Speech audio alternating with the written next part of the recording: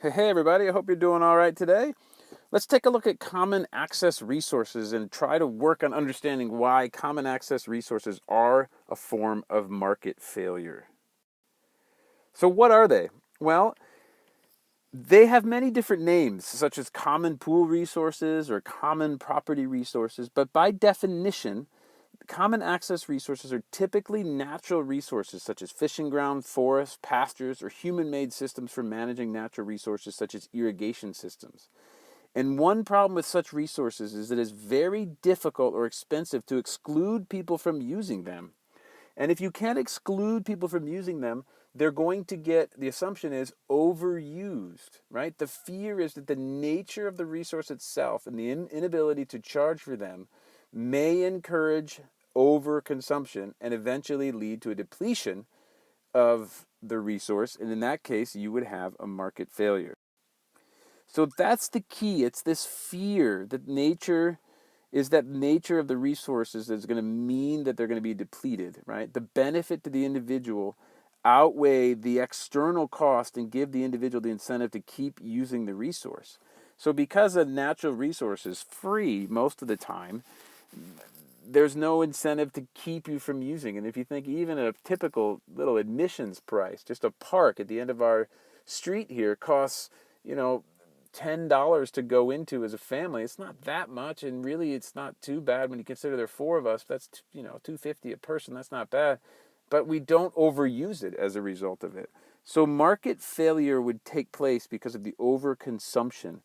And these common access resources can be something that are domestic, meaning they happen in one country, or they can actually be international, which creates different types of solutions. And this ties in with sustainability, because sustainability is very much tied to common access resources. Sustainability exists when the consumption needs of the present generation are met without reducing the ability to meet the needs for future generations, right? And it's been argued that the lack of a price for common access resources means they're almost bound to be overconsumed and so eventually will run out.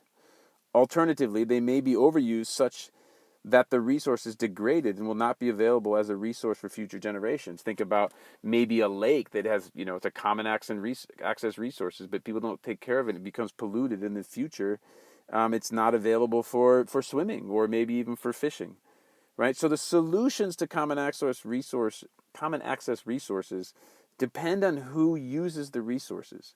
If the resources are used by a group of people geographically situated in one country, like a national park or something, then national solutions may be employed. And that's pretty easy. One government is in charge, so that one government can make a law to try to make a solution.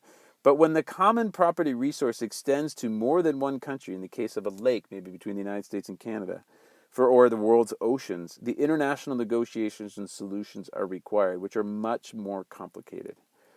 Okay, so common access resources are a form of market failure because of the assumption that they're going to be overused because it's nearly impossible to limit their use. And when you can't limit the use of something, then as a result, it's going to be overused and become a market failure. Okay, I hope you thought this video was helpful, and we'll talk to you in a bit.